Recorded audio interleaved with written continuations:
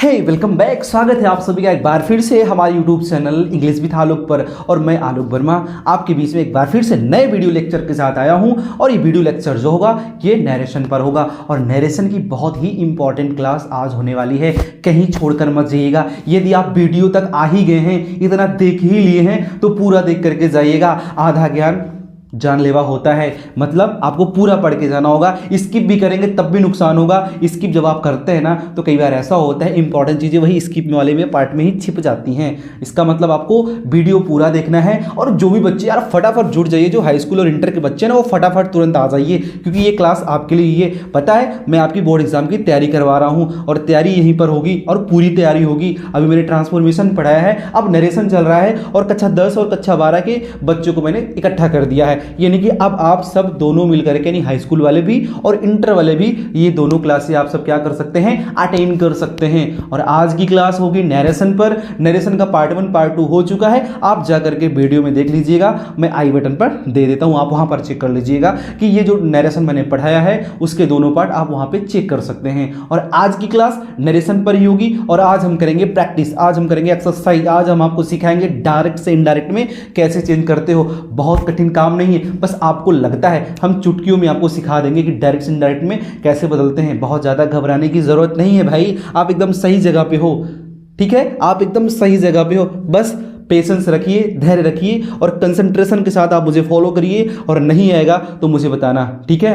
तो चलिए शुरू करते हैं। और आज हम आपको बताते हैं डायरेक्ट से इनडायरेक्ट में चेंज करना। ये सारे रूल्स मैंने आपको बताए हैं, यहीं पे अप्लाई करके दिखाते हैं। ये ससुरे इनको जो नियम है इनको हम कैसे यूज करेंगे, तो आज ही सीखते हैं कि डायरेक्ट से इनडायरेक्ट में इन नियमों का, यानी जो सामान्य नियम है, जरा रूल्स हैं, इनको हम कैसे फॉलो करते हैं। ठीक है, तो ज्यादा देर नहीं करेंगे, लेकर चलते हैं आपको अपने कॉपी बोर्ड पर। ठीक है, अपने नोट्स पर लेकर चलते हैं। वहीं पर आपको बताते हैं कि जो असर्टिव सेंटेंस होते हैं उनको डायरेक्ट से इनडायरेक्ट में हम कैसे चेंज करेंगे। तो सीधा वहीं चलते हैं। तो अब हम पहुंच गए अपने नोट्स पर, और यहां से हम सीखेंगे जो असर्टिव सेंटेंस है इसको डायरेक्ट से इनडायरेक्ट में बदलना। यानी कि नरेशन में आज हम सीखने वाले हैं कि जो साधारण वाक्य होते हैं, जो असर्टिव सेंटेंसेज होते हैं, जिनमें सामान्य नियम का पालन किया जाता है, उनको हम डायरेक्ट से इनडायरेक्ट में कैसे बदलेंगे। ठीक है, तो चलिए शुरू करते हैं। और देखिए पहला वाक्य लिखा क्या है, Rahul says to me I am your friend. दोस्तों ध्यान दीजिएगा, इन्वर्टेड कॉमा के अंदर रिपोर्टेड स्पीच होती है। ये रिपोर्टर है, ये रिपोर्टिंग वर्ब है, ये ऑब्जेक्ट ऑफ रिपोर्टिंग वर्ब है,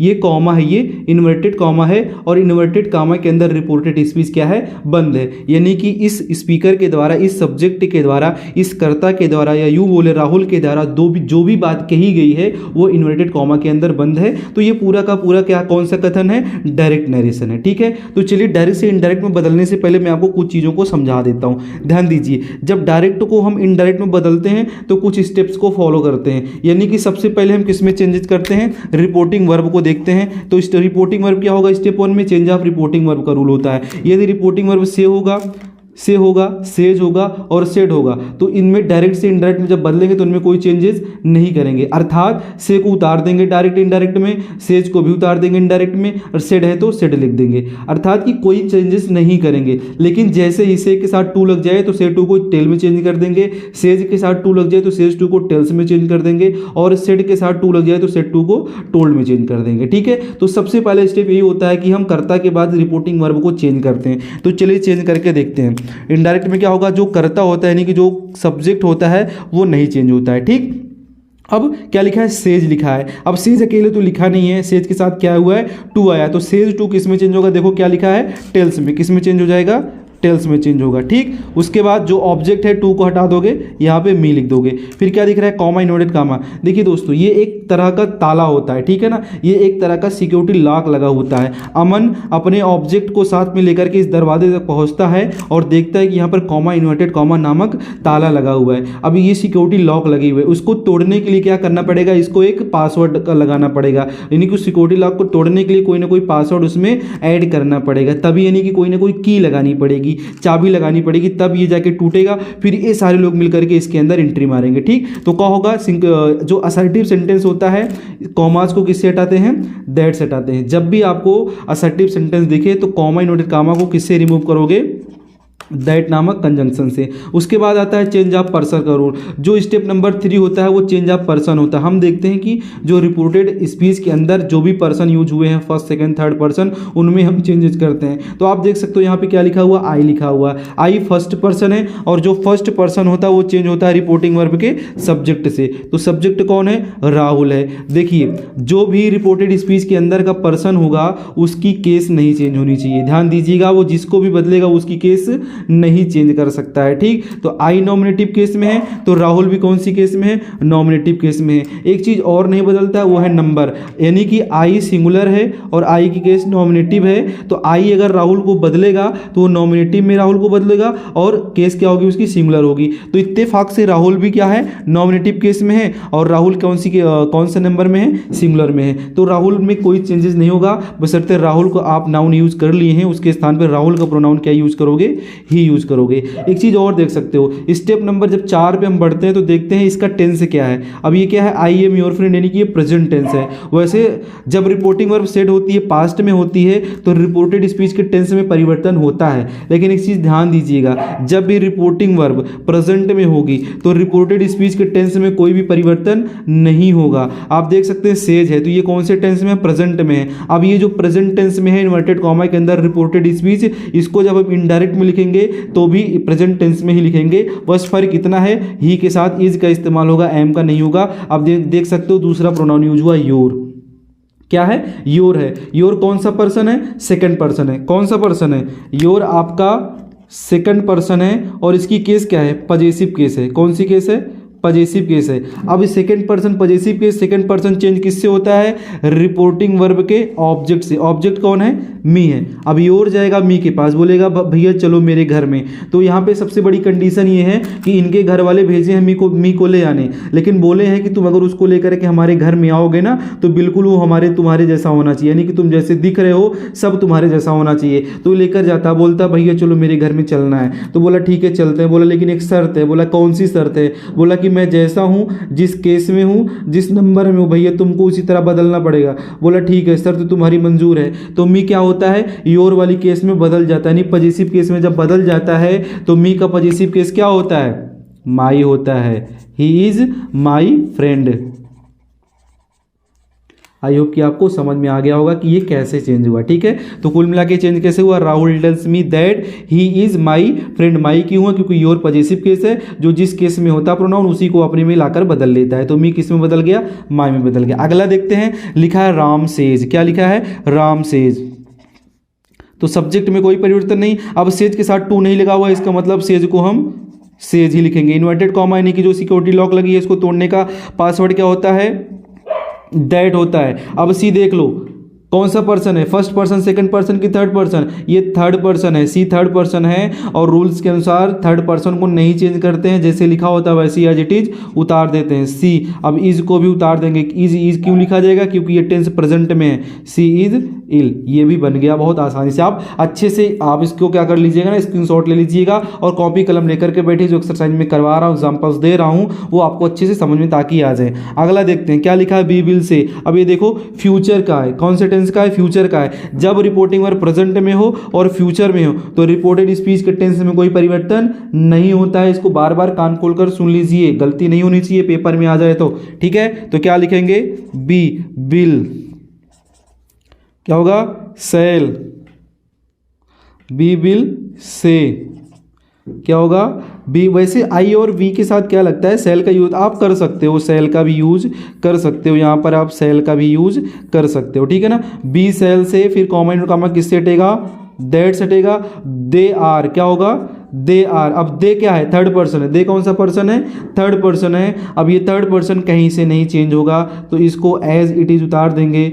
दे आर बेटिंग, सब जो कुछ लिखा है वैसे ही आप क्या कर दोगे, उतार दोगे, गलत नहीं होगा। तो क्या हुआ, बी सेल से कॉमन यूनिट कामा को हटाया दैट से, उसके बाद दे दे क्योंकि थर्ड पर्सन है किसी से नहीं बदलेगा तो उतर जाएगा। उसके बाद आरबीसी के साथ आ जाए क्योंकि टेंस नहीं बदलेगा। मैंने आपको बताया प्रेजेंट और फ्यूचर का टेंस जब भी हो रिपोर्टिंग वर्ब में तो रिपोर्टेड स्पीच के टेंस में कोई परिवर्तन नहीं होता है, इसलिए टेंस में इसको कोई परिवर्तन नहीं हुआ। उसके बाद जो भी वाक्य बचा हुआ है, जो भी शब्द बचे हुए हैं उसको एज इट इज उतार देंगे। आई होप कि आपको ये समझ में आ गया होगा। इसको आप समझ जाइए कि जब भी डायरेक्ट नरेशन में प्रेजेंट और फ्यूचर टेंस की रिपोर्टिंग वर्ब लगी हो तब आप रिपोर्टेड स्पीच के टेंस में, इनडायरेक्ट नरेशन में जब आप बदलोगे तो उसके टेंस में कोई परिवर्तन नहीं करोगे। आप इन तीनों एग्जांपल्स के माध्यम से समझ सकते हो, ठीक है। और चलो अगला एग्जांपल देखते हैं, जब रिपोर्टिंग वर्ब पास्ट में होती है तो उनमें कैसे चेंजेस करते हैं।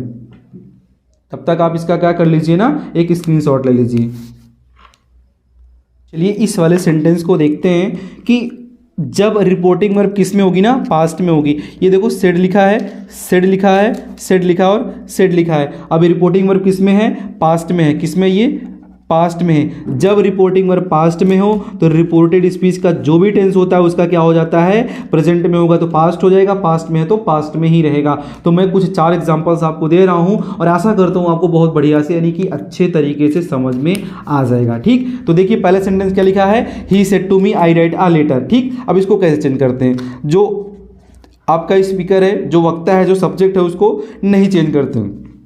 उसके बाद सेड टू किस में चेंज होगा, टोल्ड में। अगर यहाँ पे सेड अकेले होता तो सेड लिखते, लेकिन टू आ गया क्योंकि ऑब्जेक्ट है इसलिए टोल्ड का इस्तेमाल हुआ। He told me, comma invert comma किससे हटेगा, मैंने आपको बताया है सामान्य वाक्य हैं। सामान्य वाक्यों का स्ट्रक्चर सब्जेक्ट वर्ब और ऑब्जेक्ट का होता है। ये असर्टिव सेंटेंस है, ठीक है। असर्टिव सेंटेंस में हरदम हम कॉमा इनवर्ट कामा को दैट से हटाते हैं। तो क्या होगा, ही टोल्ड मी दैट। अब आई कौन सा पर्सन है, फर्स्ट पर्सन चेंज होगा किससे, ही से चेंज होगा। अब देखिए ही क्या है, नॉमिनेटिव केस है, सिंगुलर नंबर है, तो ये जिसको लाएगा नॉमिनेटिव में लाएगा, सिंगुलर में लाएगा। तो इत्तेफाक से ही सिंगुलर भी है और केस भी उसकी क्या है, नॉमिनेटिव है। तो किस में चेंज होगा, ही में चेंज हो जाएगा। किस में चेंज हो जाएगा, ही में। ध्यान दीजिएगा ये आई राइट अ लेटर है यानी कि ये प्रेजेंट इंडेफिनिट है। कौन सा टेंस है, प्रेजेंट इंडेफिनिट। और जब ये प्रेजेंट इंडेफिनिट है तो ये किस में बदलेगा, पास्ट इंडेफिनिट में बदलेगा। और पास्ट इंडेफिनिट के अफर्मेटिव वाक्यों को लिखते हैं तो वर्ब की कौन सी फॉर्म लगती है, सेकंड फॉर्म लगती है। कौन सी फॉर्म लगती है, सेकंड फॉर्म, यानी राइट फर्स्ट फॉर्म है। अब इसको हमें कौन से फॉर्म में चेंज करना है, सेकंड फॉर्म में। तो राइट का सेकंड फॉर्म क्या होता है, रोट होता है। क्या होता है, रोट। तो होगा ही रोट आ लेटर। समझ में आया ना। देखिए आप यहाँ पे टेंस कैसे बदल गया, क्यों बदल गया, क्योंकि रिपोर्टिंग वर्ब भैया पास्ट में हो गई। जब पास्ट में हो गई तो इन्वर्टेड कॉमा के अंदर जो भी टेंस होगा उसका पास्ट हो जाएगा, राइट। अगला देखते हैं, ही सेड टू यू। यहाँ पर देखते हैं ही सेड टू चेंज होगा टोल्ड में, यू का यू ही रहेगा, कॉमा इनवर्टेड कॉमा दैट से हटेगा। आई फर्स्ट पर्सन चेंज होगा ही से, तो यहाँ पे ही लिखेंगे। अब ध्यान दीजिएगा, मैं अगर वाक्य में आ जाए इसको किस में चेंज करोगे, माइट में। अगर ये जो टेंस का परिवर्तन हो रहा नहीं समझ में आ रहा है तो मेरे पिछले वीडियो जो नरेशन का बनाया है वहां पर जाकर के आप इसको चेक कर लीजिएगा, समझ में आ जाएगा। तो ही माइट गो आउट, ये सेंटेंस आपका बनके तैयार है। अगला सेंटेंस देखते हैं, देखो क्या लिखा है, राज टोल्ड श्याम दैट, यानी कि Raj said to Shyam I was going to you. अब ये कौन सा टेंस है, पास्ट कंटिन्यूअस है। पास्ट कंटिन्यूअस किस में चेंज होता है, पास्ट परफेक्ट कंटिन्यूअस में। कैसे चेंज करेंगे, Raj told Shyam that he. अब ही के बाद क्या लगेगा, आपको मैंने बताया past continuous, past perfect continuous. He had been going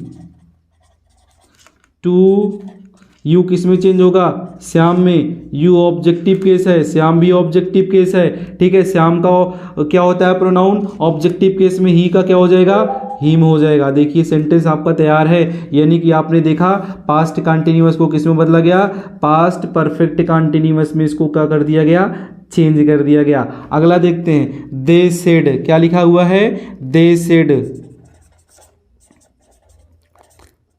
comma invert comma किससे हटाएंगे, दैट से। अब इट क्या है, यहाँ पे थर्ड पर्सन है तो इट लिख देंगे। अब यहाँ पे क्या होगा, माइट का माइट ही होगा। मैंने आपको बताया था जहाँ पे माइट शुड वुड दिखे वो चेंजेस नहीं होते हैं। रेन, अब यस्टरडे क्या होगा भैया, यस्टरडे का को होता है द प्रीवियस डे। क्या होता है, the previous day. I hope कि आपको ये चीज़ें अच्छी से समझ में आ गई होंगी। आप क्या कर लीजिए, एक स्क्रीनशॉट ले लीजिए, ठीक है, देख लीजिए, स्क्रीनशॉट ले लीजिए। और देखो अगले वीडियो में हम मिलते हैं, नरेशन का ही रहेगा, उसमें हम पढ़ेंगे इंट्रोगेटिव सेंटेंसेस को कैसे चेंज करते हैं डायरेक्ट से इनडायरेक्ट में। तब तक आप इसका क्या कर लीजिए, एक स्क्रीनशॉट ले लीजिए। आशा करता हूँ कि आपको वीडियो अच्छा लगा होगा, समझ में आया होगा और पसंद भी आया होगा। अगर हाँ हमारे द्वारा जो भी वीडियो भी बनाया गया है ना आपको पसंद आया ना तो लाइक जरूर कर दीजिए, और लाइक के साथ साथ आप अपने साथियों को भी शेयर करिए। यदि अभी तक आपने यार सब्सक्राइब नहीं किया है चैनल तो प्लीज़ कर लीजिए, और नोटिफिकेशन बेल को बिना ऑन किए मत रखना, ठीक है, तभी हमारे चैनल पर जो भी वीडियो आएगी आपके पास पहले पहुंचेगी, सबसे पहले, ठीक है। और वैसे भी यार दोस्तों, आपने हमारे वीडियो को पूरा देखा है, इसका आपका बहुत बहुत शुक्रिया है, बहुत बहुत धन्यवाद करता हूं। आगे भी आप मेरा सपोर्ट करते रहिए। नेक्स्ट वाले वीडियो में मिलता हूं जिसमें होगा नरेशन के आगे, ठीक है, वहां आपको और अच्छी तरीके से दूसरी चीज़ लेकर के आएंगे और समझाएंगे कि हम इंट्रोगेटिव सेंटेंसेस को कैसे डायरेक्ट से इनडायरेक्ट में बदलते हैं। मिलते हैं अगले वीडियो में। आपको बहुत बहुत धन्यवाद वीडियो को पूरा वॉच करने के लिए। जय हिंद, जय भारत।